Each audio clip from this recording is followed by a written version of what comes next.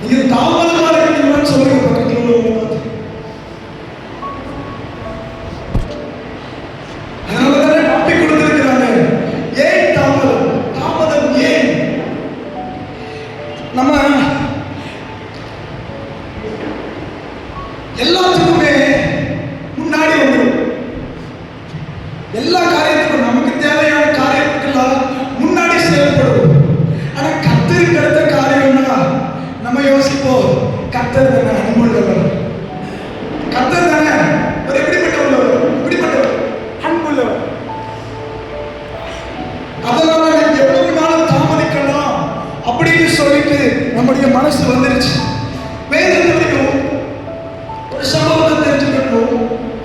எத்தனை பேருக்கு ஆகாய தீர்க்கதரிசன புத்தகம் இந்த பைபிள்ல இருக்குன்னு தெரியும்? எத்தனை பேருக்கு தெரியும்? எல்லாருக்கும் தெரியுமா? ஆகாய, சகரியா, இப்படிப்பட்ட தீர்க்கதரிசன புத்தகங்கள் இந்த பைபிள்ல இருக்கு. தீர்க்கதரிசிகளை ஆண்டவர் எழுப்பினதற்கே காரணம் என்ன தெரியுமா? தாமதம் உண்டானதுனால. என்னதுனா தாமதம் உண்டானதுனால.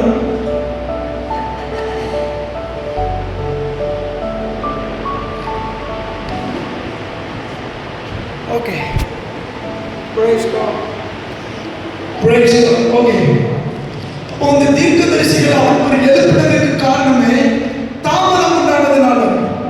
அந்த சம்பவத்தை நான் சுருக்கமா சொல்றேன். கோரேஸ் என்கிற ராஜாவை ஆண்டவர் தேவன் வந்து ஏவுறாரு. ரொம்ப மோசமா இருக்கு. சரி, கோரேஸ் என்கிற ராஜாவை ஆண்டவர் ஏவுறாரு. எதுக்கு ஏவுறாருன்னா அவருடைய ஆலயத்தை கட்டும்படிக்கு, அவருடைய ஆலயத்தை கட்டும்படிக்கு ஆவியானவர் அவரை ஏவுறாரு. ஏவி, அவர் புறஜாதி மன்னன், அவரை ஏவி இஸ்ரவேல்ல தேவனுடைய ஆலயத்தை கட்டும்படியாக அவர் வர்றதை நம்ம பார்க்க முடிகிறது. அதற்கு அவர் வந்து ஒரு வார்த்தையை சொல்றாரு, தேவாலயத்தை கட்டும்படிக்கு ஒரு கூட்டம் நீங்க போங்க. எல்லாரும் கவனிக்கல, எங்க கவனிக்கல, அது சரியாகட்டும், நம்ம பார்த்துக்கலாம்.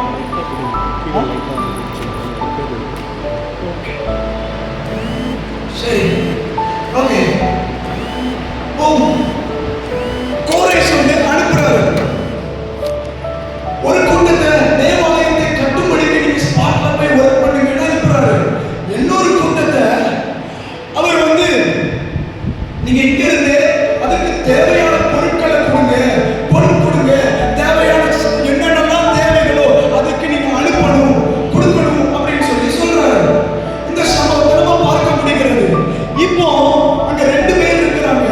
ஒருத்தர் பேர் செருபாபேல், இன்னொரு பேர் யோசுவான்னு சொல்லப்பட்டிருக்கும், இன்னொரு இடத்துல யெசுவான்னு சொல்லப்பட்டிருக்கும். ரெண்டும் ஒரே நபரை தான் குறிக்கிறது. அப்போ இந்த யோசுவாவும் யெசுவா ரெண்டு பேரும் ஒரே ஆள் தான். இன்னொன்னு செருபாபேல். சரி, செருபாபேல், யெசுவா, இந்த ரெண்டு பேர் வந்து கொண்டு கர்த்தர் வந்து இந்த பணியை ஸ்டார்ட் பண்றாரு. தேவாலயத்தை கட்டும்படியான ஒரு காரியத்தை ஸ்டார்ட் பண்றாரு. அவங்க வந்து நியாய பிரமாணத்தை வாசிச்சு அதன் மூலமா பலிபீடங்களை கட்டி அவங்க தேவாலயத்தை கட்டுவதற்கு தொடங்கினாங்க.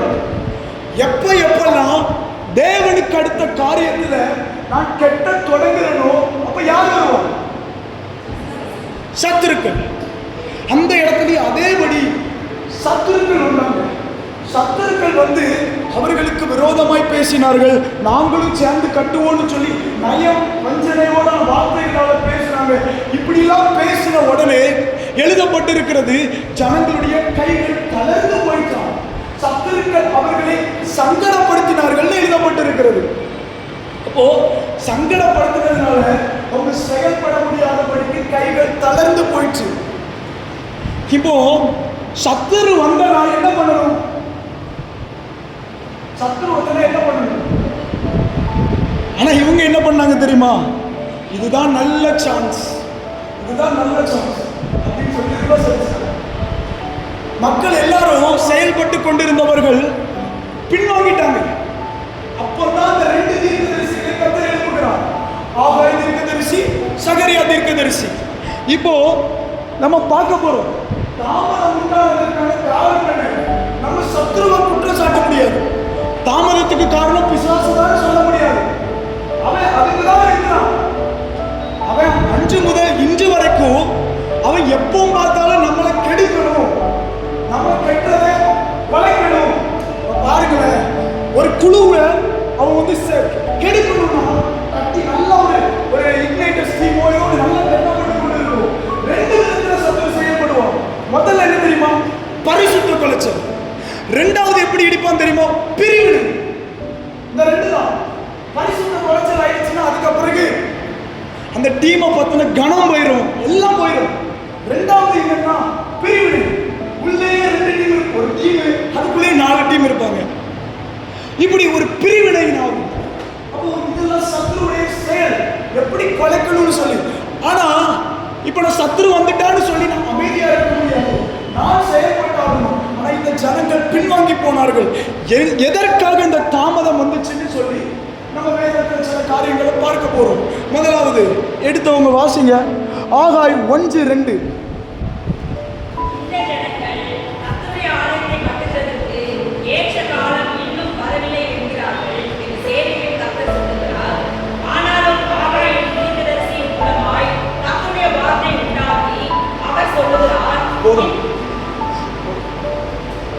கர்த்தருடைய ஆலயத்தை கட்டுவதற்கு ஏற்ற காலம் என்று வரவில்லை.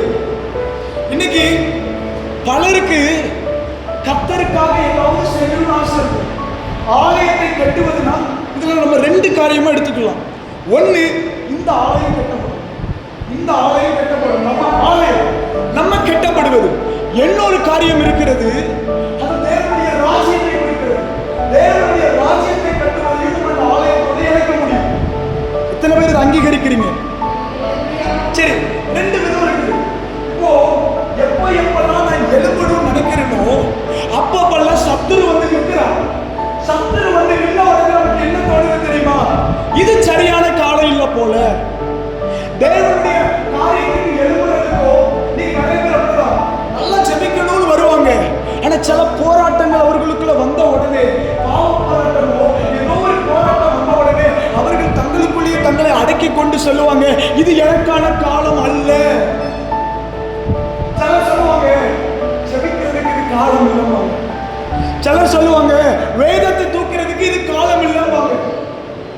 ஆனா சீரியல் பார்க்கணும்னா முதல்ல நிற்பாங்க. புரியுதா நான் சொல்றது? புரியுதா? சினிமா பார்க்கணும்னா முதல்ல நிற்பாங்க. யூடியூப்ல ஷார்ட்ஸ் தள்ளணும்னா அது கேட்டா இது அதுக்குரிய காலம் அப்படிம்பாங்க.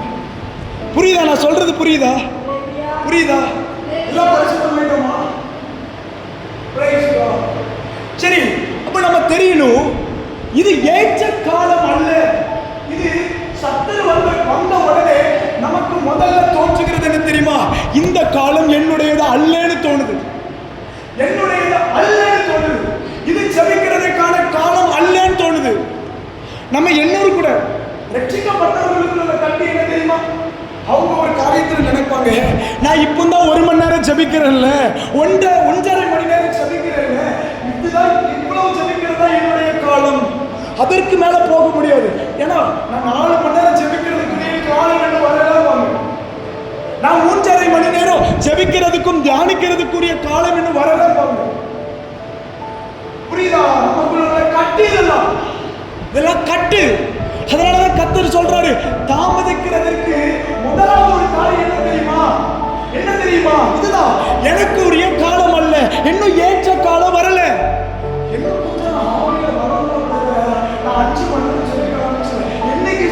என்னைக்கு பிரதர் நம்ம வளருவோம்? என்னைக்கு பிரதர் நம்ம ஜெபிக்க ஆரம்பிப்போம்? யோசிக்கணும்ல. அப்போ இன்னும் ஆண்டவர் பெருசால் மட்டும் எதிர்பார்க்கிறார். சரி, நம்ம தெரிஞ்சுக்கிடணும். வேதத்துல பாத்தீங்கன்னா யோசுவா 6ஆம் அதிகாரம் 1-2 வாசிக்கிறோம்னா, யார வாசிக்கிறோம்னா, எரிகோ இஸ்ரவேல் ஜனங்களுக்கு முன்பாக அடைக்கப்பட்டிருந்தது. எரிகோ இஸ்ரவேல் ஜனங்களுக்கு முன்பாக அடைக்கப்பட்டிருந்தது. ஆனா கர்த்தர் கேட்டா சொல்றாரு, எரிகோவையும் அது யுத்த புருஷர்களையும் ஒப்பு கொடுத்தேங்கிறார். இப்ப நமக்கு பிரச்சனை என்ன தெரியுமா? நாங்கள் எப்பவுமே எல்லாத்தையும் கூட்டி கொடுத்து சொல்றேன். பூட்டி இருக்கு, இவர் அந்த இதை என் வீடுங்கிறாரு. புரியுதா? பார்த்து சொல்றாரு, இந்த திருவள்ளுவர் உங்க கையில கொடுத்துட்டேங்கிறாரு. ஆனா எங்க பார்த்தாலும் பூட்டி இருக்கு, கதவு பூட்டி இருக்கு. இப்ப பார்த்த உடனே சார் சொல்றாங்க, இது காலம் அல்ல. புரியுதா? புரியுதா? இது காலம் அல்ல. ஆனா சிலர் அந்த இடத்துல நீங்க பாத்தீங்கன்னா யோசுவாவும் இஸ்ரவேல் ஜனங்களும் அப்படி சொல்லல, இது காலம் அல்லன்னு சொல்லல, இதுதான் காலம்னு சொல்லி அவங்க நடக்க ஆரம்பிச்சாங்க, கர்த்தரோட நடக்க ஆரம்பிச்சாங்க. இன்னைக்கு சிலரோட சொல்றாரு, நீங்க நடக்க ஆரம்பிங்க, ஜெபத்துல நடக்க ஆரம்பிங்க, வேத தியானத்துல நடக்க ஆரம்பிங்க, பரிசுத்தத்துல நடக்க ஆரம்பிங்க. எரிகோ விழும், சத்துருவை போட்டு அழிக்கப்படும். இதுதான் சத்துரு பேசுறது, இதுதாங்க.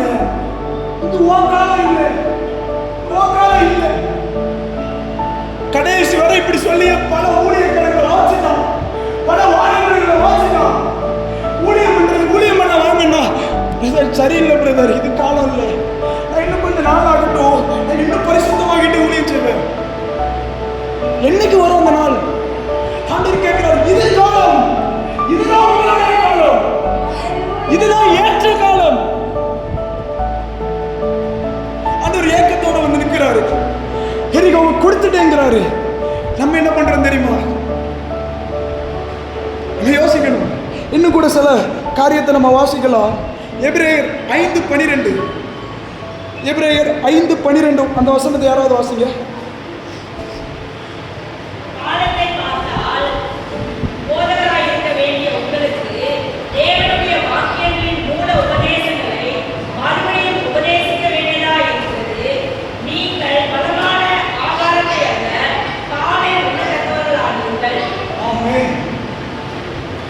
இந்த இடத்துல எபிரேயர் ஆக்கியோன், அது யாருன்னு தெரியல. சிலர் அப்போலோன்னு சொல்றாங்க, சிலர் பவுல்னு சொல்றாங்க, சிலர் பர்னபான்னு சொல்றாங்க. நான் எதுவும் சொல்ல விரும்பல. சரி, யாருதான் எழுதினாங்கன்னு நமக்கு தேவையில்ல. ஆனா ஆக்கியோன் ஒரு காரியத்தை சொல்றாரு, காலத்தை பார்த்தால் போதகனாக வேண்டியிருக்கீங்க. காலத்தை பார்த்தா நீ போதகனா இருக்கணும், காலத்தை பார்த்தா நீ போதகனா இருக்கணும். ஆனா இன்னும் குழந்தைக்குரிய ஆகாரத்தையே சாப்பிட்டு.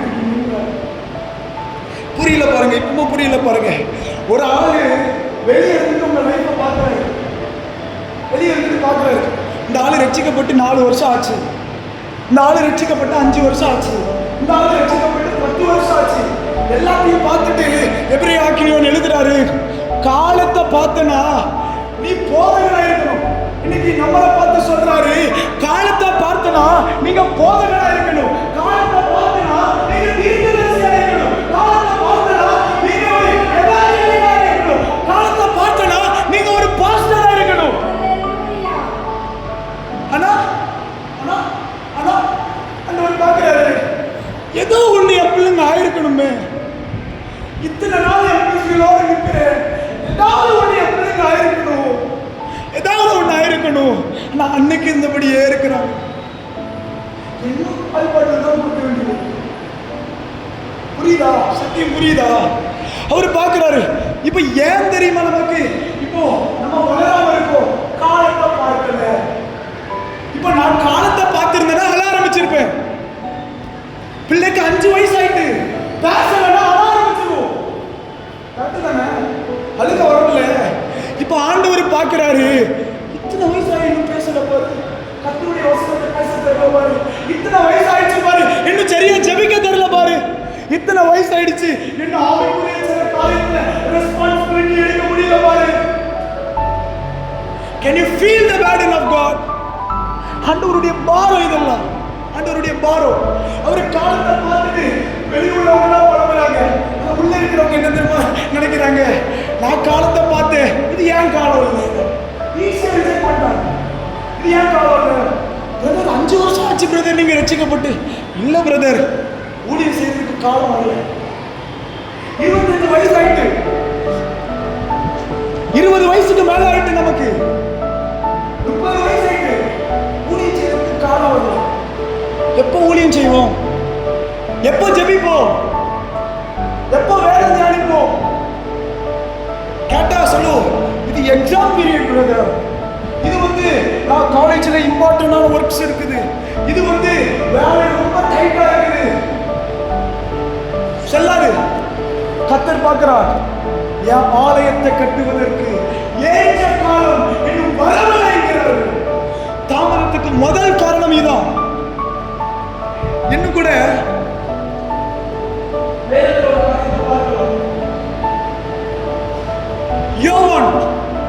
யோவானுடைய நாட்களுக்கு முன்பாக ஒரு பேச்சு இருக்கும். 400 வருடங்கள் இருண்ட காலம், இருண்ட காலம். கர்த்தருடைய சத்தம் கேட்கல. ஆனா ஒருத்தன் வந்து எல்லாரும் என்ன பண்ணுவாங்க தெரியுமா? யூதர்கள் அவங்களுக்கு கல்யாண வீடு வந்துருச்சுன்னா அவங்கள மாதிரி ஆட்டம் பாட்டம்லாம் இருக்காது, பயங்கரமா இருக்குங்க. திராட்சை ரசம்னா ஃபுல்லும். சிலர் அதுல 7 அங்கிகளை போட்டுருப்பாங்க, அப்பங்களை சுட்டு சாப்பிடுவாங்க, நல்லா சந்தோஷமா இருக்கிறாங்க. ஆனா இந்த யோவான் ஸ்நானகனை பத்தி பார்த்தோம்னா அவனுக்கு ஒண்ணு தெரியுது, இந்த காலத்துல சத்தமே இல்லை, தேவனுடைய சத்தமே இல்லை.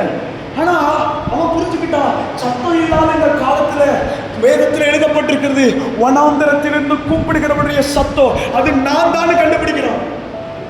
கண்டுபிடிச்சது இன்னைக்கு நம்ம சொல்லிட்டார் ஆண்டவர், உங்களை கொண்டுதாங்க திருவள்ளூர்ல எழுப்புதல், உங்களை கொண்டுதாங்க. அது நம்ம என்ன பண்றது தெரியுமா? நீ எவ்வளவு நேரம் ஜெபிக்கிற? 15 நிமிஷம். நான் 20 நிமிஷம் ஜெபிக்கிறேன். நீ எவ்வளவு நேரம் ஜெபிக்கிற? 1 மணி நேரம். நான் 1.5 மணி நேரம் ஜெபிக்கிறேன், உன்னோட அதிகம் அப்படின்னு உட்கார்ந்து இருக்கோம். ஆனா அவர் காலத்துல பாத்தீங்கன்னா தேவ சத்தம் பெருசா இல்லை. தேவ ஆலயத்தை பாத்தீங்கன்னா கல்லர் குகை ஆக்கின நாட்கள். அப்படிப்பட்ட சூழ்நிலை இருக்கும் போச்சுல ஒருத்தர் சொல்ற எல்லாரும் அப்பத்தை நல்லா சாப்பிட்டுட்டு திராட்சை ரசம் நல்லா குடிச்சிட்டு இருக்கும் போச்சுல ஒருத்தர் வந்து என்ன பண்றாரு தெரியுமா? வனாந்திரத்தில் தங்கி இருக்கிறான். அவர்கிட்ட கேட்டீங்கன்னா அவர் சொல்லுவார், வனாந்திரம் தான் எனக்கு தேவை, கூப்பிடுகிற சத்தம் உண்டாகணும். இனிமே இதுக்கு இனி சத்தம் உண்டாகிறதுக்கு என்ன பண்ணும் தெரியுமா? எல்லாரும் போல நான் 7 அங்கிகளை தரித்து கொண்டு இருக்க முடியாது, ஒட்டக மயிராலையை நான் தரித்தாக வேண்டும். கரையும் ஒட்டக மயிராலை நான் தரித்தாக வேண்டும். அதோட நிப்பாட்டிட்டீங்களா? இல்ல, என் சாப்பாடு வெட்டுக்கிளி காட்டுத்தேன். எல்லாரும் விதவிதமா பிடிக்கிறாங்களே, எல்லாரும் விதவிதமா சாப்பிடுறாங்களே. அவர் சொல்லுவாரு, இது ஏன் காலம், இது ஏன் காலம். இந்த காலத்துல ஏன் சத்தம் வெளியே வரணும், ஏன் சத்தம் வெளியே வரணும். என்ன கொண்டுதான் கர்த்தர் பேசணும் இந்த தேசத்துல, என்ன கொண்டுதான் பரிசேயர்களை சதுசேயர்களை கர்த்தர் அசைக்கணும். This is my time. எத்தனை பேருக்கு புரியுது? ஆண்டவர் வந்து பாரத்தோட பார்க்கிறாரு, என் ஜனங்கள் இன்னும் ஏற்ற காலம் வரலன்னு சொல்றாங்க. இப்படிப்பட்ட நேரத்துல கொஞ்சம் யோசிச்சு பாத்தீங்கன்னா நம்ம சொல்லிடுறோம், இன்னும் காலம் வரல, இன்னும் காலம் வரல, இன்னும் காலம் வரலன்னு சொல்லிக்கிட்டு இருக்கும் போச்சுல யோசுவாட்ட கேட்டீங்கன்னா யோசுவா சொல்லுவாரு, யுத்தம் பண்றதுக்கு இன்னைக்குதான் நாள். இன்னைக்கு சிலர் சொல்றோம் காலம் வரலன்னு சொல்றோம், ஆனா சிலர் சொல்றாங்க இது ஏன் காலம்னு சொல்றாங்க. ஆனா யோசுவாட்ட கேட்டா சொல்லுவாரு, இது என்னுடைய நாள். அவர் சொல்றாரு, ஏ கிபியோனிலே சூரியனே நீ நில்லு, சந்திரனே நீ வந்து அழகா நில்லு, இன்னைக்கு நான் யுத்தம் பண்ணி ஜெயிக்க போறேன். ஏய் சிலர் சூரியனையும் சந்திரனையும் நிப்பாட்டிட்டு ஊரில் செய்ய போறல, நீங்க சும்மா உட்கார்ந்துட்டு இருக்கோ. Can you feel the burden of God? சிலர் சொல்றாங்க இது ஏன் நாள், இந்த நாள் மூவ் ஆகக்கூடாது, இந்த நாள் மூவ் ஆகக்கூடாது. சூரியன் நில்லு, சந்திரனை நில்லு, இன்னைக்கு ஏழுத்தோம் ஏழுத்தோம். This is my time. ஒரு சேக்கலையா புரியுதா? உங்களுக்குள்ள அந்த வெறி வரணும், இது ஏன் காலம். என்ன சொல்றது, என்ன சொல்றது? ஒரு அழைக்கப்பட்ட காரியம் வந்த உடனே ஏற்ற காலம் இல்லைன்னு சொல்லிட முடியுமா? விடக்கூடாது. எத்தனை பேருக்கு அகஸ்டின் ஜெபக்குமார் அண்ணன் தெரியும்? அகஸ்டின் ஜெபக்குமார் அவங்க ஒரு காரியம் சொல்லுவாங்க, எனக்கு வயசு 80 ஆயிடுச்சு, ஆனா எழுப்புதலை பார்க்காம நான் போக மாட்டேன், எழுப்புதலை பார்க்காம போக மாட்டேன். நான் என்ன பண்ணுவேன் தெரியுமா? அன்னைக்கு யோசுவா நிப்பாட்டினார்ல சூரியனை, அதே மாதிரி நானும் நிப்பாட்டுவேன். வைராக்கியம், வைராக்கியம். பரிசுத்தவான இருதயம் கதறுது எழுப்புதலுக்கு.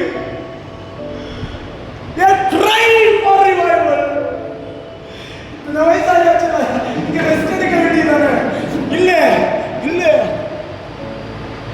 9 மாசத்துல 300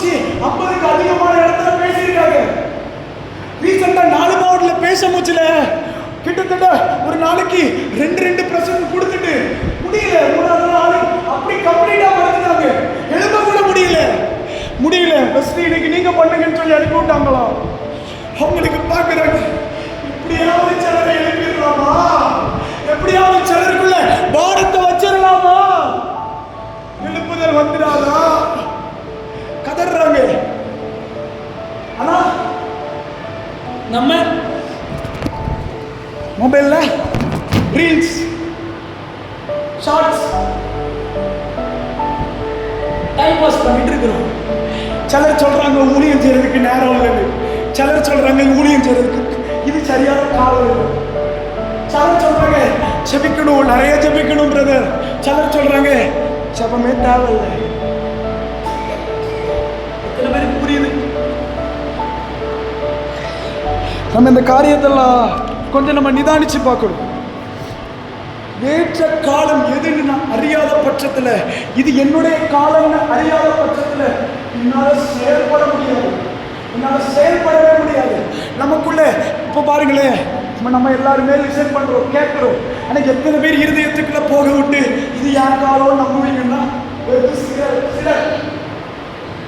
கர்த்தர் நம்ம காக்கட்டும்.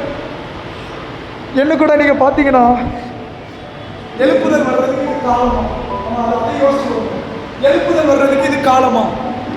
எத்தனை பேர் இது காலம்னு சொல்றீங்க? உங்களுக்கு நம்பிக்கை இல்லை. திருவள்ளூர்ல எழுப்புதல் வர்றதுக்கு இது காலமா? எப்படி சொல்றீங்கன்னு எனக்கு தெரியல. கொஞ்சம் இமேஜின் பண்ணி பாருங்க. விக்கிரகங்கள் குறையும்னு சொல்லி நம்ம எதிர்பார்த்துட்டு இருக்கும் போச்சுல, இவ்வளவு செவைக்கிறாங்க, இவ்வளோண்டு இருந்ததுலாம் இவ்வளோ பெருசாகிட்டு இருக்குது, இவ்வளோண்டு இருந்ததுலாம் ஒரு கோபுரமா தூக்கிக்கிட்டே இருக்கிறாங்க. இப்போ கொஞ்சம் இமேஜின் பண்ணி பார்த்தா கூட்டம் இவ்வளோ கம்மியா இருந்தது, இப்போ தான் அதிகமாயிட்டே இருக்கு. நம்ம ஜெபிக்க ஜெபிக்க குறையல, இன்க்ரீசிங். அப்போ எழுப்புதலுக்கு இது காலமா? சிலர் சொல்றாங்க விக்கிரகெல்லாம் எழுப்பிட்டு இனி இது காலம் இல்லைங்கிறாங்க. ஆனா இந்த காரியத்தை கேட்க முடியல. அவர் என்கிட்ட என்ன சொன்னாரு தெரியுமா? அவரு ஏசாயா புத்தகத்துல 2ஆம் அதிகாரம் 18ஆம் கட்டோடு ஒளிந்து போகும் எழுதியிருக்கு.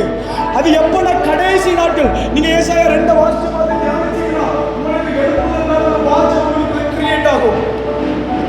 அதுல நீங்க பாத்தீங்கன்னா எழுதப்பட்டிருக்கோம், விக்கிரகங்கள் கட்டோடு ஒளிந்து போகும். நான் கேட்டேன், ஆண்டவர் சொன்னாரு இவ்வளோண்டு இருந்து அது ஒழிஞ்சு போன நாமத்துக்கு மகிமை இல்லை, அது எழுமட்டும். ஏய் நான் ஒழிச்சிடுவேன், நான் சொன்னேன் அது கட்டோடு ஒழியும். எத்தனை பேருக்கு புரியுது? அது எவ்வளவு பெருசா உயருதோ அவ்வளவு கேளும். கிரவுண்ட் ஃப்ளோர்ல இருந்து கீழே குதிச்சு அடிபடுறது, ஃபர்ஸ்ட் ஃப்ளோர்ல இருந்தா கொஞ்சம் விழும், டாப் ஃப்ளோர்ல இருந்து விழுந்தா எப்படி? ஒரு சேப்ரா கச்சாலியான்னு சத்தியத்தை அறியணும், சத்தியத்தை அறியணும். அதே மாதிரி போகும்போச்செல்லாம் கேட்ப, ஆண்டவரே என்ன ஆண்டவரே, அது துணை, இது துணை, இந்த அம்மன் துணை, இந்த ஐயா துணை வச்சிருக்கிறாங்க. ஆண்டவர் சொன்னாரு, உங்க எழுதுனா தானே தீர்க்க தரிசனம் நிறைவேற முடியும். விக்கிரகங்களில் பேரும் இராதபடி அனுப்பேன், தீர்க்க தரிசனம் நிறைவேறும்படி அப்படியா சந்தலவசே எல்லாம் எழுதி வச்சு நம்ம செஞ்சுக்கிட்டு இருக்காரு. நம்ம நினைக்கிறோம் இது எழுப்புதலுக்கான காலம் அல்ல. அவர் சொல்றாரு என் பிளான் படி தான் எல்லாம் நடந்துகிட்டு இருக்கு.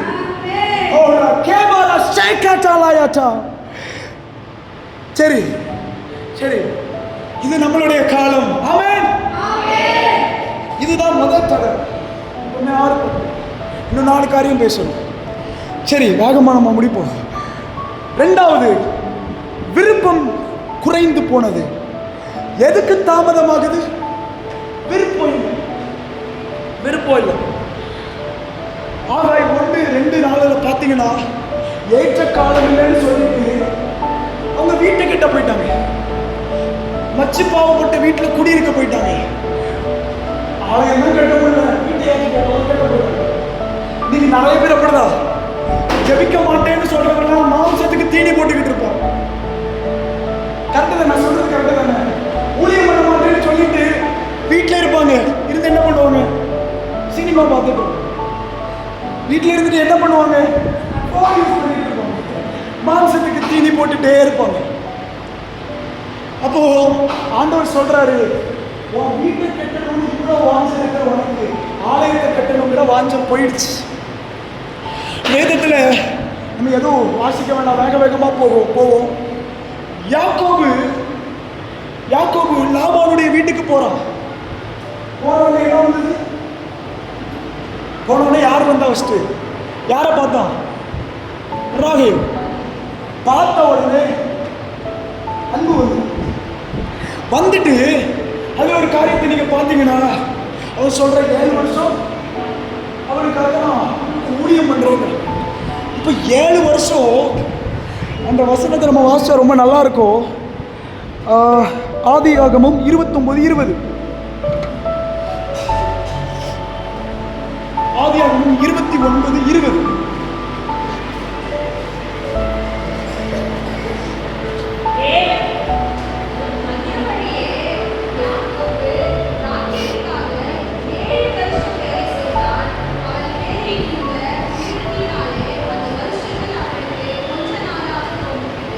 அவன் மேல் இருந்த பிரியத்தினாலே அந்த வருஷங்கள் அவனுக்கு கொஞ்ச நாளை போல தோன்றுச்சு. இன்னைக்கு நமக்கு பிரியம் இல்லை, எழுப்புதல் மேல பிரியம் இல்லை, இயேசு மேல பிரியம் இல்லை. அதனாலதான் 10 நிமிஷம் ஜெபிச்சாலே 2 மணி நேரம் ஜெபிச்ச மாதிரி பிரியம் இல்லை. ஆனா ஒருத்தனுக்கு ராகேல் மேல பிரியம் வருது. பிரியம் வந்துட்டு சொல்றான் 7 வருஷம் கொஞ்ச நாளை போல இருக்குது, கொஞ்ச நாள் போல இருக்குதான். சில ஊழியர்கள் சொல்லுவாங்க, முழங்கால் போட்டு வெளியே வந்த பிரதர் 72 மணி நேரம் போச்சு. ஜாஷுவா செல்வன் ஒரு தேவ ஊழியர், ஆப்பிரிக்கன் பிரீச்சர், அவர் சொல்லுவாரு, சில நாட்கள் கண்ணை மூடிட்டு நான் நைட்டு ஜெபிக்க போவேன், வெளியே வந்து பார்த்தா 3 நாள் கிராஸ் ஆயிருக்கோங்க. அப்போ யோசிக்க முடியல, அவங்களுக்கு இருந்த அன்பு நிமித்தம் அது கொஞ்ச நேரத்தை போல போயிட்டு, கொஞ்ச நேரத்தை போல போயிட்டு, கொஞ்ச நேரத்தை போல போயிட்டு. ஆனா இன்னைக்கு நமக்கு என்ன இல்லை தெரியுமா? பிரியம் இல்லை, விருப்பம் இல்லை, வாஞ்சை இல்லை. நமக்கு எதுக்கு நமக்கு எல்லாம் கஷ்டமா இருக்கு? ஹோலி ஸ்பிரிட் மேல ஒரு வாஞ்சை இல்லை நமக்கு. இந்த வாஞ்சை நமக்குள்ள கிரியேட் ஆகணும். இப்போ 7 வருஷம் கொஞ்ச நாளா போன உடனே, 7 வருஷம் முடிஞ்ச உடனே நினைச்சாரு ராகேல் கிடைப்பாங்கன்னு நினைச்சாங்க. பாப்பா கூச்ச பார்வைக்காரி இல்லையா? அவங்களுக்கு தெளிவா எதுக்கு இதெல்லாம் சொல்றேன்னு புரியும் உங்களுக்கு. அவன் 7 வருஷம் கஷ்டப்பட்டு ஊழியம் பண்ணிட்டு அவன் வந்து ராகேல் கிடைப்பாங்கன்னு பாக்குறான். ஆனா கிடைச்சது இல்லையா? பார்த்த உடனே போய் லாபான்ட்ட ஏன் எனக்கு இப்படி பண்ணீங்கன்னு கேட்கிறான். கேட்ட உடனே அவர் சொல்றாரு, 7 நாள் இவளுக்கு நிறைவேற்று, அவளுக்கு தருவேன், அவளுக்காக மீண்டும் 7 வருஷம் உழைக்கணும் அப்படின்னு சொன்ன உடனே, இப்போ நம்ம அந்த இடத்துல இருந்தாலும் என்ன சொல்லியிருப்போம் தெரியுமா? என்ன சொல்லியிருப்போம் தெரியுமா? எழுப்புதல் போ, இவ்வளவு நாள் செஞ்சா தருவேன் நீரு, இவ்வளவுக்கு கரையை கொடுத்தா தருவேன் நீரு, நான் ஊழியம் பண்ணேன், ஒன்றும் வரல. நானும் எஃபர்ட் போட்டு தான் பார்க்க, நிறைய பேர் அப்படிதான் உட்காந்துட்டாங்க, ஜெபிச்சு தான் பார்த்து ஒண்ணுமே வரல. அதனால நான் வந்து எனக்கு வேண்டாம், லேயாவுதானே நீரே வச்சுக்கிறோம் அப்படின்ட்டு போயிருப்பேன். ஆனா அவள் அப்படி கிடையாது. ராகேல் மேல உள்ள விருப்பத்தினால அந்த 7 நாளையும் நிறைவேற்றி மீண்டும் ராகேலை பெற்றுக்கொண்டு அவளை நேசித்து பின்னும் 7 வருஷம் ஊழியம் செய்தான் எழுதப்பட்டிருக்கிறது. வாஞ்சை வந்துட்டுனா அதை அடையிற வரைக்கும் விட மாட்டோம். புரியுதா நான் சொல்றது? ஒண்ணு மேல வாஞ்சை வந்துருச்சுன்னா அதை அடையிற வரை விட மாட்டோம். எழுப்புதல் மேல வாஞ்சை வந்துருச்சுன்னா அதை அடையிற வரை விடக்கூடாது. உள்ள ஒரு ஏக்கம் வந்துட்டே இருக்கணும். ஜபாரிக்கு போன உடனே நீங்க என்ன தெரியுமா பார்க்கணும்? நீங்க ஒரு இடத்துல போய் நிற்கிற மாதிரி திறமான ஜனங்கள் ஆவியானவரால நிரப்பப்படுற மாதிரி இமேஜினேஷன் உங்களுக்கு வந்துடும். பார்த்துட்டு அழணும். That's a great prayer. Just போய் நில்லுங்க.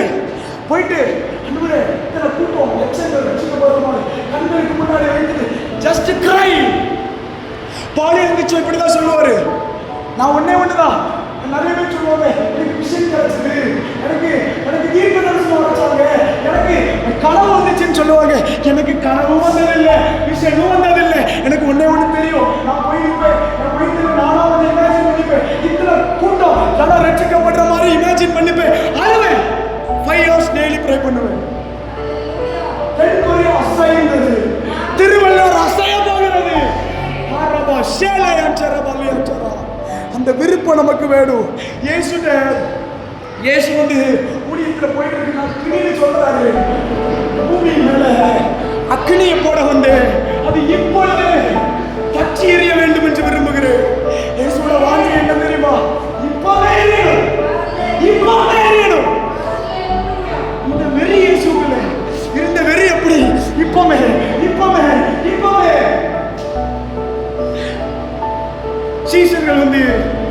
இயேசுட்ட கேட்கிறாங்க, இயேசுவே எப்படி ஜெபிக்கணும், எப்படி ஜெபிக்கணும்னு கேட்ட உடனே முதல்ல அவர் சொல்லி கொடுக்கிறாரு, பரமண்டல இருக்கிற பிதாவே பரிசுத்தப்படுவதாக. அவரு தெளிவா இருக்காரு பாருங்களேன், நல்ல பரிசுத்தம். இரண்டாவது ராஜ்யம். இயேசுட்ட மட்டும் போய் கேட்டு பாருங்களேன் எப்படி ஜெபிக்கணும். அவர் சொல்றாரு, ராஜ்யம் வருவதாக ஜெபி, ராஜ்யம் வருவதாக ஜெபி, எழுப்புதல் வரணும் ஜெபி, எழுப்புதல் எழுப்புதல் எழுப்புதல். இதுதான் இயேசுவுடைய கதறல். எழுப்புதல் வேணும், எழுப்புதல் வேணும். டைம் ஆயிடுச்சு, டைம் ஆயிடுச்சு, எழுப்புதல் வேணும். கடைசி காலம் இது, எழுப்புதல் வரணும். இது இயேசுவுடைய இருதயத்தில் உள்ள கதறல். அதனால நமக்குள்ள இரண்டாவது ஒரு வாஞ்சை வரணும். நான் வேக வேகமா சொல்ல விரும்புறேன். அடுத்தது பரிசுத்தம். மூன்றாவது பரிசுத்தம். வேதத்தில் பார்த்தீங்கன்னா சத்துரு வந்து பேசிட்டு போன உடனே சகரியா 3:3 நீங்க எடுத்து பார்த்தீங்கன்னா பிரதான ஆசாரியனாக யோசுவா, அவர் யாருக்கான முதலே சொன்னேன், அந்த ஆலயத்தை கட்ட தொடங்கினவர் தான் யாரு? யோசுவா. இப்போ கர்த்தருடைய சமூகத்தில் எப்படி இருந்தாலும் தெரியுமா? யார் அவனை குற்றப்படுத்தினா தெரியுமா? பிசாசு குற்றப்படுத்தி கொண்டு இருக்கிறான். இன்னைக்கு தாமதத்துக்கு இன்னொரு காரணம் என்ன தெரியுமா? பரிசுத்த குலைச்சல். பரிசுத்த குலைச்சல். இங்க பரிசுத்தத்துக்குரிய வைராக்கியம் ரட்சிக்கப்பட்டவங்களுக்குள்ளே இல்லை, ரட்சிக்கப்பட்டவங்களுக்குள்ளே இல்லை. எல்லாத்துலேயும் ஆண்டவர் வந்து சங்கீதம் 110:3 நீங்க எடுத்து பார்த்தீங்கன்னா, கர்த்தருடைய பராக்கிரமத்தினாலே அவருடைய ஜனம் மனப்பூர்வமும் பரிசுத்த அலங்காரமாக இருக்கும். பரிசுத்த அலங்காரம் கர்த்தருடைய பராக்கிரமத்தினாலே எழுப்புதல் நாட்களை குறிக்கிறது. அந்த நாட்கள்ல அவங்க எப்படி இருப்பாங்க தெரியுமா? பரிசுத்த அலங்காரமா இருப்பாங்களா? பரிசுத்தம், பரிசுத்தம். இந்த வைராக்கியம் தான் அவர்களுக்குள்ள இருக்கும். ஆனா சத்துருடைய பெரிய பிளான் என்ன தெரியுமா? இந்த பரிசுத்தத்தை எடுக்கணும். இந்த பரிசுத்தத்தை குலைச்சிட்டனா தேவனோடு இருக்கிற ஐக்கியம் துண்டிக்கப்பட்டுரும். இதுதான் ஒரே பிளான். அவருடைய மெயின் பிளான் என்ன தெரியுமா? பரிசுத்த குலைச்சல். முதலே சொன்னல, ஒரு டீமை சோழியை முடிக்கிறதுக்கு என்ன பண்ணுவான் தெரியுமா? இந்த டீமுக்குள்ளேயே ஒரு பிரதர் சிஸ்டர். புரியுதா? சத்தியம் புரியுதா? இது பிசாசுடைய செயல். இது இச்சை, அசுத்தத்தை கொண்டு வருவோம். நீங்க பாத்தீங்கன்னா பரிசுத்தத்துக்கு வைராக்கியம் பாராட்டினவர்கள் தானியேலை பார்க்கலாம். அவன் பாபிலோனுக்கு அடிமையாக கொண்டு போகப்படுறான். அங்க ராஜ போஜனத்தை நான் என்னை தீட்டுப்படுத்திக் கொள்ள மாட்டேங்கிறான். ராஜ போஜனம்னா என்ன வைப்பாங்க? ராஜரசம் வைப்பாங்க. இன்னொன்று பாத்தீங்கன்னா, அடுத்ததாக பாத்தீங்கன்னா இறைச்சி பதார்த்தங்கள்லாம் வைப்பாங்க. எழுப்புதலுக்கு தெரிந்து கொள்ளப்பட்டவன், தேசத்துல என்னுடைய தேவனே தேவன் சொல்லி பாபிலோனிலே கர்த்தருக்கு பிரியமாய் வாழ்ந்து ஒரு அசைவை கொண்டு வர வேண்டியவன். இந்த வைராக்கியம் மொர்தெகாய்ட்ட கேட்டீங்கன்னா ஆமான வணங்குதானே அப்படின்னு சொல்லலாம். அவன் சொல்லுவான், முடியாது. எப்படி பரிசுத்த குலைச்சல நான் மாற முடியும்? இப்ப எதுக்கு மொர்தெகாய் இவ்வளவு வைராக்கியமா இருக்குன்னு கேட்டா மொர்தெகாய் என்ன சொல்றாரு தெரியுமா? நான் யூதன். ஆனா இன்னைக்கு நமக்கு என்ன தெரியல தெரியுமா? நான் கிறிஸ்தவன் என்ன தெரியல. யோவான் 1:12-13 வாசித்து பாத்தீங்கன்னா, இயேசு கிறிஸ்துவை விசுவாசிக்கிறவர்கள் தேவனாலே பிறந்தவர்கள் எழுதப்பட்டிருக்குது. அவர்கள் புருஷ சித்தத்தினாலேயோ ரத்தத்தினாலேயோ மாம்சத்தினாலேயோ பிறக்காம தேவனாலே பிறந்தவர்கள் எழுதப்பட்டிருக்கிறது. அர்த்தம் என்ன? நீ அப்பா அம்மாக்கு பிறக்கலங்கிறாரு. எப்ப நான் ரட்சிக்கப்பட்டேனோ, ஆவியினால நிரப்பப்பட்டேனோ, அப்பொழுது ஆண்டவர் சொல்றாரு, நீ என்னால பிறக்கப்பட்டவர். எப்படி இயேசு கிறிஸ்து பரிசுத்த ஆவியினால உண்டானாரோ அதே போல நம்மளை உண்டாக்குறாரு இப்போ. அதனால இத தெரிஞ்ச மொர்தெகாய் இருக்காருல்ல, அவர் சொல்றாரு நான் யூதன்ங்கிறாரு. ஆனா நம்ம சொல்றோம் நான் கிறிஸ்தவன் தான், ஆனாலும் உன் ஃப்ரெண்ட்ஷிப்புக்காக நான் எதையும் செய்வேன். ஃப்ரெண்டு கூப்பிடுறான், அதனால நான் போறேன். ஃப்ரெண்டு கூப்பிடுறான், அவனுக்காக நான் சில காரியத்துல ஈடுபடுறேன். எனக்குள்ள ஆண்டவர் சில வைராக்கியம். நான் விசாரம் வல்லியமே, அதான் நான் படிச்ச இடம். அங்கே பார்த்தீங்கன்னா ஒரு சின்ன ஒரு மினி பாபிலோன் தான். அங்கே இஷ்டத்துக்கு எல்லாம் நடக்கும், எல்லா காரியமும் நடக்கும். போகும்போச்சுல சம்டைம்ஸ் வந்து டெம்டேஷன் எல்லாருக்கும் வரும், தெரியும்ல. டெம்டேஷன் இல்லாத மனுஷங்க இல்லை.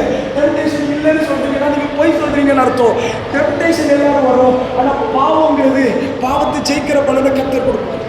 டெம்டேஷனை ஜெயிக்கிறதுக்கு கர்த்தர் பலன் கொடுப்பார். போய் நிற்க முச்சுல பக்கத்துல பிசாசு சொல்லுவா, இங்க பாரு நல்லா இருக்கு பாருன்னு சொல்லுவோம். He will show, இங்க பாரு நல்லா இருக்குன்னு சொல்லுவோம். ஆனா ஆவியானவர் என்ன கற்றுக் கொடுத்தாரு தெரியுமா எனக்கு? அவர் சொன்னாரு, நீ இப்படி அறிக்கை செய், நான் விபச்சாரி அல்ல, நான் வேசி அல்ல, ஜீவனுள்ள தேவனுடைய பிள்ளை. இச்சைக்கு இடம் இல்லை, அசுத்தத்துக்கு இடம் இல்லை, நான் தேவனுடைய பிள்ளை. வைராக்கியம், வைராக்கியம், பரிசுத்தத்துக்கு ஒரு வைராக்கியம் வேணும். அசுத்தத்துக்கு இடம் கொடுக்க முடியாது, கொடுக்க முடியாது. பரிசுத்தத்தை தள்ளிட்டு இயேசு என்னை விட்டு போயிடுவாரு, கொடுக்க முடியாது. இயேசுவை பரிசுத்தம் பிடிக்கணும், எனக்கும் ரொம்ப பிடிக்கும். இந்த வைராக்கியம் உள்ள எரியணும், உள்ள தீ எரியணும். பரிசுத்தத்துக்கு தீ எதை திடீர்னு சொல்லுவாரு, அதை தூக்கி எரினா எரிச்சிருவேன், இதுதான் நமக்கு விருப்பம். அவர் சொல்லுவாரு, அதை தூக்கி எறியணுமா, நான் அப்படி மாட்டேன். காட்டில் அப்படி ஒரு வெறி வரணும். நான் வந்து எங்கள் டீம்லேயே, நான் செங்கல்பட்டு இக்னைட்டர்ஸ் டீம், எங்கள் டீம் உள்ள ஸ்பிரிச்சுவல் பிரதர்ஸ்ட நைட்டு ஒரு 2 hours நாங்கள் வந்து அப்பப்போ பைபிளை பற்றி கொஞ்சம் நேரம் டிஸ்கஸ் பண்ணி சும்மா 1-2 கதைகளை நாங்கள் பேசுவோம். பேச முடிச்சல ஒரு நாள் ஆண்டவர் திடீர்னு சொல்கிறாரு, எனக்கு அது பிடிக்கல, நைட்டு நேரத்தில் இவ்வளோ நேரம் கதையோட பிடிக்கல, என்கிட்ட பேசலாமே, தூக்கி எறியணும், தூக்கி எறியணும். புரியுதா நான் சொல்றது? தூக்கி எறியணும். இது வந்து பாவமா? நான் பொண்ணுகிட்ட பேசலைங்க, பசங்கிட்ட தான் பேசுறேன். பாவமா? கிடையாது. ஆனா ஆண்டவர் சொல்லுவார், எனக்காக எரிஞ்சிடணும், போனை எரிஞ்சிடணும். இந்த வைராக்கியம் பரிசுத்தத்துக்காக எப்பவும் எரிஞ்சுக்கிட்டே இருக்கணும். ஆவியானவர் நம்மளை நடத்துவாராக. இன்னும் கூட 2 காரியத்தை வேகமான பேச விரும்புகிறேன். கிரயம், அர்ப்பணிப்பு. நீங்க வேதத்துல பாத்தீங்கன்னா ஆகாய் 1:8 ஆண்டவர் சொல்றாரு, நீங்கள் மலைகளின் மேல் ஏறி நீங்கள் மரத்தை வெட்டி கர்த்தருடைய ஆலயத்தை கட்ட துவங்குங்கள்னு சொல்றாரு. அப்போ நான் வந்து மலை ஏறினாதான் அது பெரிய மலையான விஷயமானு கேட்பாங்க. ஆண்டவர் சொல்றாரு, மலை ஏறினாதான் ஆலயம் கட்ட முடியும், மலை ஏறினாதான் எழுப்புதல் வரும். சும்மா எழுப்புதல் கிடையாது, நான் ஏறணும், போய் மரத்தை வெட்டணும், அப்பதான் ஆலயம் செய்ய முடியும். நம்ம கூட இன்னைக்கு கூட பிரேயர் செஷன்ல கூட கேட்டோம்,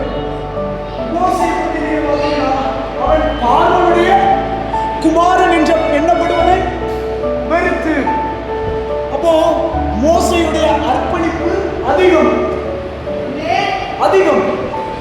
அதிகமா அர்ப்பணித்தவன்னா, அர்ப்பணித்து இப்ப எங்க வந்திருக்கிறான், எத்தனை வீட்டுல வந்திருக்கிறான், மாமனார் வீட்டுல வந்திருக்கிறார்.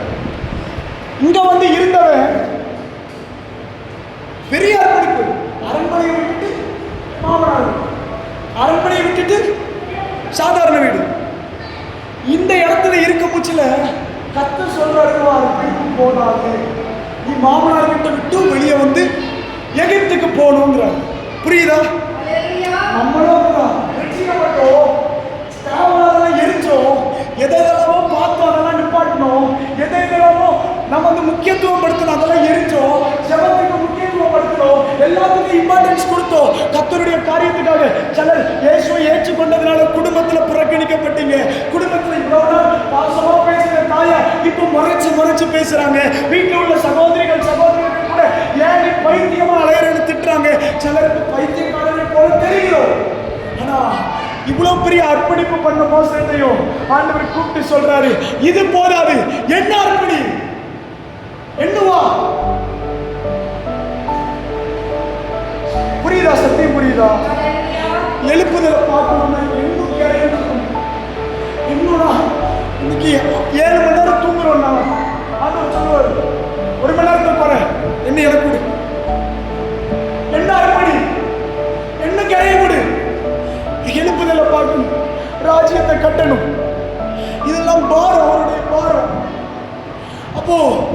மோசேட்ட சொல்றாரு. ஆனா ஆனா மோசேக்கு தெரியாது. இன்னைக்கு நமக்கும் நிறைய தெரியல. சில காரியத்தை நான் பேசுறேன், உணர்வடைவோம் நம்ம எல்லாரும். மோசே நினைச்சுக்கிட்டு இருக்கிறாரு, நான் பார்வனை வேண்டிய விட்டுட்டு வந்துட்டேன், கர்த்தருக்காக நான் பெரிய ஊழியம் செய்றேன், நான் தினமும் இத்தனை மணி நேரம் ஜெபிக்கிறேன், நம்மள மாதிரி அவரே யோசிச்சுட்டு இருந்திருப்பாரு. ஆனா ஆண்டவர் வந்து சொல்றாரு, நீ 30 வருஷம் லேட்டுங்கிற, நீ 30 வருஷம் லேட்டுங்கிற. ஏன்னா 400 வருஷத்துல எகிப்தில இருந்து இஸ்ரவேல் ஜனங்கள் என்ன பண்ணிருக்கணும், வெளியே வந்திருக்கணும். இது தீர்க்க தரிசனம். ஆபிரகாம் சொன்னாரு, 400 வருஷத்துல என் ஜனங்களை நான் வந்து அழைத்து கொண்டு வருவேன்னு சொன்னாரு. ஆனா இப்ப எவ்வளவு ஆச்சு? 430. யாருனால லேட்டு? மோசேனால லேட்டு. 30 வருஷம் லேட்டு. ஆனா மோசேக்கு கர்த்தருடைய சத்தமும் கேட்கல. அவன் நினைச்சுக்கிட்டு இருக்கான், நான் பெரிய காரியம் பண்ணேன், நான் பார்வனுடைய குமாரனை என்னப்படுவதையே விட்டுட்டு வந்தேன் அப்படின்னு அவர் நினைச்சுக்கிட்டு இருக்காரு. ஆனா ஆண்டவர் சொல்றாரு, இது போதாது, இது போதாது. யாருக்காக நீ 30 வருஷம் லேட் மோசே, நீ 30 வருஷம் லேட். எழுப்புதல் எப்போ வந்திருக்கணும்? லேட். நம்ம லேட் பண்ணிட்டு இருக்கோம். ஆண்டவர் சொல்றாரு, இல்லையா மாமனா வீட்டுல கிடக்கிற கொஞ்சம் சொகுசுல உட்கார்ந்துருக்க தெரியுது. Come out of your comfortness. அதை விட்டு வெளியே வா. ஆண்டவர் திரும்ப கூட்டு வந்து அவர் அனுப்பி அதுக்கப்புறம் ஒரு பெரிய ரிவைவல் வந்து எழுப்புதல் அந்த இடத்துல இருந்து ஒரு புறப்பட்டு வர்றாங்க, பார்க்க முடியுது. ஆண்டவர் இன்னைக்கு நம்மகிட்ட எதிர்பார்க்கிறாரு, நீங்க கரை கொடுத்தீங்க, ஆனா இது போதாது. எண்ணம் எண்ணம் எண்ணம். பேதுருவை குறிச்சு நீங்க பாத்தீங்கன்னா, பேதுரு வலையில வந்து திரள் மீன் கிடைச்சிருச்சு. ஆண்டவர் சொல்றாரு, வலையை விட்டுட்டு வா, உன்னை மனிதரை பிடிக்கிறவர்கள் ஆக்குவேன். கர்த்தர் பேச்சை கேட்டுதான் வலையை போட்டாரு, கர்த்தருடைய பேச்சை கேட்டுதான் திரள் மீன் கிடைச்சது. ஆனா திரள் மீன் கிடைச்ச பிறகு அதை விட்டுட்டு வாங்குறாரு. புரியுதா? சில கரையும் இல்லாம நம்ம மனுஷனை பிடிக்கிறாம மாற முடியாது. இப்ப எல்லார்ட்டையும் நான் ஒரு 15 மினிட்ஸ் எடுத்துக்கலாமா? இப்போ இயேசுட்ட கேட்டீங்கன்னா, இல்ல இப்போ வந்து வேதத்துல பாத்தீங்கன்னா நம்ம எல்லாரும் சொல்லுவோம், நான் ரட்சிக்கப்பட்டதுக்கு காரணம் யாருன்னு சொல்லுவோம். இயேசு கிறிஸ்து எனக்காக சிலுவையில் அடிக்கப்பட்டார், நான் ரட்சிக்கப்பட்டேன்னு சொல்லுவோம். ஆனா பவுல் பிலிப்பியர் 2:12 இப்படி சொல்றாரு, உங்களுடைய ரட்சிப்பு நிறைவேறுவதற்கு பிரயாசப்படுங்கிறாரு. இப்ப இயேசு என்ன ரட்சித்திருந்தாலும் என் ரட்சிப்பு பூரணமானதுக்கு யார் பிரயாசப்படணும்? நான் தான் பிரயாசப்படணும். இதை இயேசுட்ட போய் இயேசுவே நான் எப்படி பிரயாசப்படணும்னு கேட்டீங்கன்னா, இயேசு சிம்பிளா சில காரியம் சொல்லுவாரு. உன் கண் உனக்கு இடர்ல உண்டாக்கினால் அதை, உன் கை உனக்கு இடர்ல உண்டாக்கினால் அதை, உன் கால். அப்போ எல்லாத்துக்கும் இயேசு சொல்றாரு, தப்பா சொல்றாரு. நம்ம சொல்லுவோம் நான் ரட்சிக்கப்பட்டேன்னு சொல்றோம். ஆனா இயேசு சொல்றாரு, நீ பூரணம் அடையணும்னா நீ சில கரிச்சு போட வேண்டியது. இன்னும் வைராக்கியத்தை ஆண்டவர் எதிர்பார்க்கிறார், இன்னும் வைராக்கியத்தை ஆண்டவர் எதிர்பார்த்திருக்காரு, இன்னும் கரையத்தை எதிர்பார்க்கிறாரு. அப்போ நான் பரலோகத்துக்கு போறதுக்கு சிலதை கரிச்சு போடணும், நான் பிடிக்கி போடணும்னா கர்த்தர் சொல்றாரு, நீ ஒரு கூட்டத்தை நடத்துவதற்கு சிலரை எரிஞ்சுதான் ஆகணும். யாக்கோபே, யோவானே, நீ உன் தகப்பனை எரிந்துதான் ஆக வேண்டும், நீ உன் கூலி ஆட்களை எரிந்துதான் ஆக வேண்டும், சிலரை எரிஞ்சுதான் ஆகணும். தகப்பன் கூட இருக்கிறது பாவமா? கிடையாது, கரையாது, கரையோ. எதுக்காக இப்படிப்பட்ட லைஃப்? ஆண்டவர்கிட்ட கேட்டீங்கன்னா என்ன இருக்கு தெரியுமா சொல்லுவாரு, ஒருவன் என் நிமித்தமாகவோ சுவிசேஷத்தின் நிமித்தமாகவோ என் தகப்பனாயாகிலும் தாயாகிலும் மனைவியாகிலும் சகோதரிகளாகிலும் விட்டு வந்தா 100 தடையா, 100 மடங்கு ஒரு பலன் கிடைக்கணுமா? சலனை தூக்கி எறியணும். எழுப்புதலுக்காக சலனை தூக்கி எறிய சொல்றாரு. தூக்கி எரிச்சனா ஆண்டவர் சொல்றாரு 100 மடங்கு பலன், 100 மடங்கு பலன். சில காரியத்தை தூக்கி எறியணும். அதுக்காக இப்பவுமே அம்மா அப்பா தூக்கி எறியுமா? கிடையாது. புரிஞ்சுக்கிடணும், சத்தியத்தை புரியணும். எரிய வேண்டியது வந்துச்சுன்னா எரியணும். அது ஏதாவது ஆண்டவர் இதை விரும்புறாரு. சரி, இன்னும் நிறைய சொல்லவே வந்தேன். ஆனா அடுத்ததாக ஒரு காரியத்தை மட்டும் சொல்லி முடிக்கிறேன். ஐந்தாவது வெளிப்பாடு வரும். வெளிப்பாடு வராத பட்சத்தில் எழுப்புதல் இல்லை. நம்ம நினைக்கிறோம் ஜெபிச்சா மட்டும் எழுப்புதல். No no. இன்னைக்கு நிறைய பேர் நல்லா ஜெபிப்பாங்க, பைபிளே வாசிக்க நல்லா ஜெபிப்பாங்க, ஆனா பைபிள் வாசிக்க மாட்டாங்க. அவங்ககிட்ட கேட்டீங்கன்னா டெய்லி 3 மணி நேரம் ஆண்டவர் செலவிடுறாங்க. எப்படி என்ன பண்ணுவீங்க? 2 hours 45 minutes நான் ஜெபிப்பேன், 15 minutes நான் பைபிள் ரீட் பண்ணுவேன். சாரி, நீங்க வளரவே முடியாது, வளரவே முடியாது. எப்போ பைபிள் ரீடிங்கும் செபமும் ஒரு பேலன்ஸ் லெவல்ல போகுதோ அப்பதான் நீங்க வளருவீங்க. அப்பதான் வளருவீங்க. எனக்கு தெரியும், நான் ரட்சிக்கப்பட்டு 3 வருஷம், ஸ்டார்டிங் 3 வருஷமா நான் வந்து பைபிள் சும்மா ஏழாவது வாசிப்பேன். ஆனா அப்ப எனக்கு நான் ஜெபிக்க முடியல. நிறைய கனவுல தேவன் பேசுவார், அவர் சத்தம் காதுல கேட்கும், நல்லா இருக்கும். ஆனா என் growth ஸ்லோவா இருந்துச்சு. நான் கேட்டேன், இந்த சத்தம் கேட்கிறேன் ஆண்டவரே, ஏன் ஸ்லோவா இருக்கு? அவர் சொன்னாரு, நீ கஷ்டப்பட்டு என் சத்தத்தை காதுல கேட்டுக்கிட்டு இருக்க, நீ ரொம்ப நேரம் ஜெபிச்சு உனக்கு இருக்கிற கிருபையின் கரங்களை வச்சு நீ 1-2 வார்த்தை கேட்டுக்கிட்டு இருக்க. ஆனா பைபிளை திறந்து சிலர் வாசிக்கிறாங்க, தேவ சத்தத்தை பற்றிக்கிட்டே இருக்கிறாங்க. புரியுதா நான் சொல்றது? கனவுல சத்தம் கேட்குங்க, கேட்கணும், விஷன் பார்க்கணும், நிறைய கிருபை எல்லாம் வேணும், முக்கியம். அதுல இருந்து நான் சொல்றேன், நான் வந்து ஒரு வெளிப்பாடு, நான் வந்து ஒரு சொப்பனத்தை பார்த்து அதோட வெளிப்பாட்டை சொல்லிக்கிட்டு இருப்பேன். ஆனா சிலர் டக்குன்னு வந்து சொல்லுவாங்க, இது வசனத்துல இருக்குது, அதை வச்சு அவன் இன்னும் 4 டெப்தான காரியத்தை சொல்லிட்டு போயிடுவான். வளர்ந்துகிட்டே இருப்பாங்க. வசனத்தால வளர முடியும். பாத்தீங்கன்னா பூமி வெறுமையும் ஒழுங்கின்மையுமா இருந்துச்சு. அவரு ஒரு வசனத்தை கொடுக்க வச்சா வெளிச்சம் உண்டாயிடுச்சு. சிலர் சுவிசேஷங்கிற வசனத்தை பெற்றுட்டு வெளிச்சம் மட்டும் ஆனாங்க. ஆனா வளர்றதுக்கு இன்னும் வார்த்தை கண்டினியூஸா வந்துகிட்டே இருக்கணும். பூமி முழுசும் நிறைவேறணும்னா, முழுசும் அது வந்து உருவாக்கப்படணும்னா 6 நாள் தேவ சத்தத்தை கேட்கணும். நான் உருவாற வரைக்கும் தேவ சத்தத்தை கேட்டுக்கிட்டே இருக்கணும். தேவ சத்தம் வர நான் உருவாக்கிட்டு இருக்கேன்னு அர்த்தம். புரியுதா நான் சொல்றது? ஒவ்வொரு வசனமுள்ள வர உருவாக்கிட்டே இருக்கு. நமக்கு அது தெரிய மாட்டேங்குது. நிறைய பேருக்கு வசனம் புரியலன்னு சொல்றோம். இந்த இடத்துல பாத்தீங்கன்னா சத்தம் வந்து சொன்ன உடனே காலையில பரிசுத்தம் போயிடுச்சு, எல்லாம் போயிடுச்சு. இப்போ ஆண்டவர் 2 தீர்க்கதரிசிகளை அனுப்புறாரு. அனுப்பி அவங்களோட குற்றத்தை எல்லாத்தையும் வெளிப்படுத்துறார். ஒரு வெளிப்பாடு ஜனங்களுக்கு உண்டாகிறது. உன்னை ஜனங்கள் அந்த வெளிப்பாடுகளுக்கு தங்களை ஒப்பு கொடுத்தாங்க. 5ஆம் அதிகாரத்தில் தீர்க்கதரிசி பேசுறாரு. 6ஆம் அதிகாரத்தில் ஆலயம் கட்டி முடிந்தது. வெளிப்பாடு இல்லை நமக்கு. ஆண்டவர் ஏக்கத்தோட பார்க்கிறாரு. இன்றைய சபையில வெளிப்பாடு இல்லை. மோசே வந்து சொல்றாரு, ஆண்டவரே இதுக்குதான் என்ன அனுப்புனீங்களா? ஜனங்களை ஒடுக்க ஆரம்பிக்கிறாரு. மோசே பேசின பிறகு இதுக்குதான் அனுப்புனீங்களா? என் நிமித்தம் ஏன் தீங்கு வர பண்ணீங்கன்னு சொல்ல முடியல. ஆண்டவர் சொல்றாரு ஒரு வார்த்தை, நான் யெகோவா. புதிய வெளிப்பாடு. இதுவரைக்கும் நான் சர்வ வல்லமையுள்ள தேவன் சொல்லி ஆபிரகாமுக்கும் ஈசாக்குக்கும் யாக்கோபுக்கும் வெளிப்பட்டு இருந்தேன். இந்த ஒரு புதிய ரெவலேஷன், புதிய நாமம் தெரிஞ்சுக்க. யெகோவா அனுப்புறாரு. அற்புத அடையாளம், மேலான காரியம், ஜனங்கள் விடுவிக்கப்படுறாங்க. பேதுருக்கு ஒரு வெளிப்பாடு வருது. இயேசு கேட்கிறார், நான் யாருன்னு கேட்கிறேன். பேதுரு சொல்றாரு, ஜீவனுள்ள தேவனுடைய குமாரனாகிய கிறிஸ்துன்னு. அவர் சொல்றாரு, இந்த கல்லின் மேல் என் சபையை கட்டுவேன்.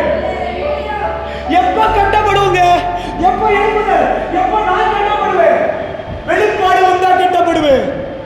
வசனத்தை குறித்த வெளிப்பாடு வர அவர் சொல்றாரு, கட்ட ரெடி. வெளிப்பாடு வருதா? கட்ட ரெடி. காட் சொல்றாரு. இப்ப அந்த வெளிப்பாடு அந்திரேயாவை சொல்லிப்பாரு, அந்திரேயாவே இந்த கல்லின் மேல். ஆனா அந்த வெளிப்பாடு பெற்றவன் யார் தெரியுமா? பேதுரு சொல்றாரு, இந்த கல்லின் மேல் என் சபையை கட்டுவேன். பாதாளத்தின் வாசல் அதை மேற்கொள்ளாது. பரலோகத்தின் திறவுகளை தரேன். புரியுதா? வெளிப்பாடு வர எனக்கு அதிகாரம் கிடைக்குது, எனக்கு கிருபை கிடைக்குது. இதை நான் அறிந்து கொள்ளணும். சமாரியஸ்வரி பாத்தீங்கன்னா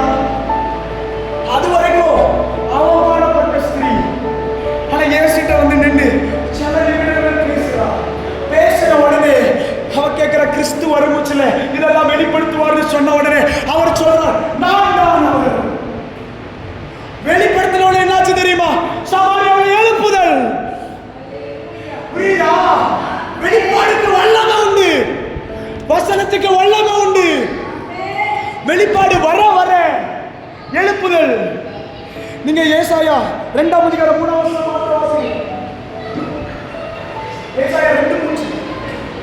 திரளான ஜனங்கள் புறப்பட்டு வந்து நாம் கர்த்தரின் பர்வதத்துக்கும் யாக்கோபின் தேவனுடைய ஆலயத்துக்கும் போவோம் பாருங்கள். அவர் தமது வழிகளை நமக்கு போதிப்பார், நாம் அவர் பாதைகளில் நடப்போம் என்பார்கள். ஏனெனில் சீயோனிலிருந்து வேதமும் எருசலேமிலிருந்து கர்த்தரின் வசனமும் வெளிப்படும். ஆமென். புரியுதா? சத்தியம் புரியுதா? எதுக்கு எழுப்புதல் வந்துச்சு அந்த இடத்துல? எதுக்கு பிரஜாதியர்கள் சபைகளுக்கு ஓடி வந்தாங்க? இது எப்ப நடக்கும்னு பாத்தீங்கன்னா 1ஆம் வசனத்துல வாசிச்சீங்கன்னா தெரியும். கடைசி நாட்களில் எழுதப்பட்டிருக்கும். போதும், கடைசி நாட்களில் இது நடக்கக்கூடிய விஷயம். இப்ப எதுக்கு பிரஜாதியர்கள் வராங்க தெரியுமா? கர்த்தர் போதிப்பார். ஏனெனில் வசனமும் வேதமும் வெளிப்படும். அற்புதம் நடக்குன்னு வரல, கடைசி கால எழுப்புதல். அற்புதம் நடக்குன்னு வரல, அடையாளம் நடக்குன்னு வரல, வசனம் வெளிப்படுது, வேதம் வெளிப்படுது. அதனால ஆண்டவர் ஒரு கூட்டத்தை தேடி பார்க்கிறார். வெளிப்பாடுகள் பெற்ற தேவ மனுஷங்களை எதிர்பார்க்கிறார். வசனத்துல மூழ்கி revelations மேல revelations, they need to be filled with revelations. எதுக்கு தெரியுமா பவுல் கொண்டு பயங்கரமான காரியத்தை செஞ்சாரு? he is the man filled with revelations. வெளிப்பாடுகளால நடத்தினார். சபையை பத்தி கேட்டாலும் பவுல் சொல்லுவாரு, நான் தேவனிடத்திலிருந்து பெற்றுக்கொண்டேன், தேவனிடத்திலிருந்து பெற்றுக்கொண்டேன். ஞானஸ்நானத்தை பத்தி தெளிவா பேசியிருப்பாரு, அப்பம் விற்கிறத பத்தி தெளிவா பேசியிருப்பாரு. he has a mighty revelations. புது வெளிப்பாடுகள் கிடைச்சது பவுலுக்கு. அந்த வெளிப்பாடு இருந்ததுனால தான் அவர் சொல்றாரு, மற்ற அப்போஸ்தலர்களை காட்டிலும் நான் அதிக பிரயாசப்பட்டேன். பேதுரு முன்னாடி ரட்சிக்கப்பட்டிருக்கலாம், அந்திரேயா முன்னாடி ரட்சிக்கப்பட்டிருக்கலாம், யோவான் முன்னாடி ரட்சிக்கப்பட்டிருக்கலாம். ஆனா நான் அவங்களை காட்டிலும் அதிக ஊழியம் செய்றேன். I am carrying lot of revelations. புரியுதா? revelations வந்துட்டே இருக்கணும், வெளிப்பாடு வந்துகிட்டே இருக்கணும், வசனம் போயிட்டே இருக்கணும், எழுப்புதல் வரும். ஆமென், ஆமென். எல்லாரும் கண்களை மூடி ஜெபிக்கலாமா? ஜெபித்து முடிக்க போற ஒரு 5 minutes. எல்லாரும் கண்களை மூடி. கர்த்தர் பேசினாரா? கண்களை மூடி ஜெபிக்கலாம். இன்னைக்கு இந்த கிருபைகளால கர்த்தர் நம்மளை இன்னைக்கு நிரப்பட்டும். இந்த கிருபைகளால கர்த்தர் இன்னைக்கு நம்மளை நிரப்பட்டும். தேவனுடைய கிருபை வரட்டும்.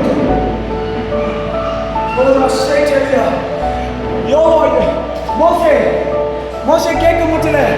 ஜனங்கள் வந்து அவர் யாருன்னு கேட்டா, தேவன் யாருன்னு கேட்டா என்ன சொல்றதுன்னு கேட்க முடியல. அவர் இப்படி ஒரு காரியத்தை சொன்னாரு, இருக்கிறவராகவே இருக்கிறேன்னு சொல்லுவாரு.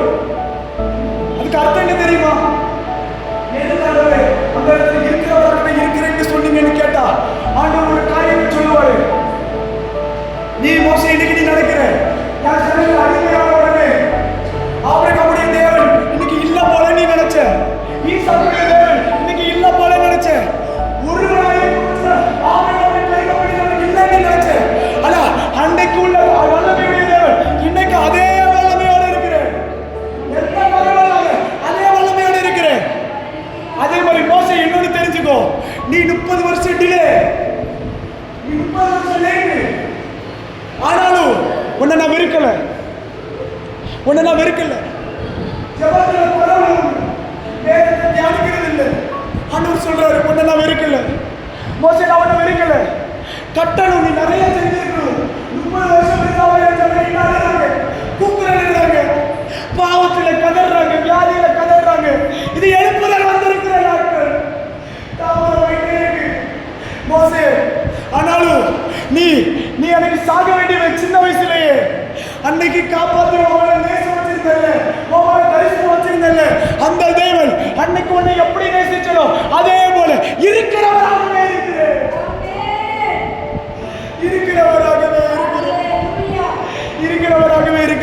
நீ ஒப்பு கொடுங்க. ஆண்டவர்கிட்ட ஒரு 2 நிமிஷம் பேசுங்களேன். ஆவியானவர் எந்த இடத்துல உங்களோட இடைப்பட்டாரு அதெல்லாம் பேசுங்க.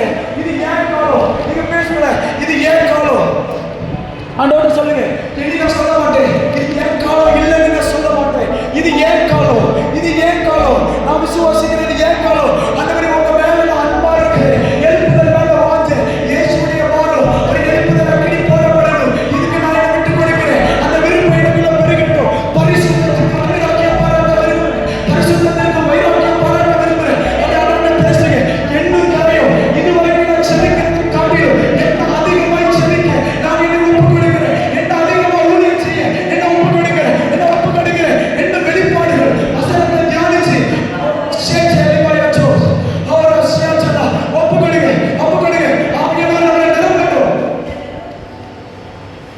ஒப்பு கொடுக்கிற மாத்திரத்துல வசனம்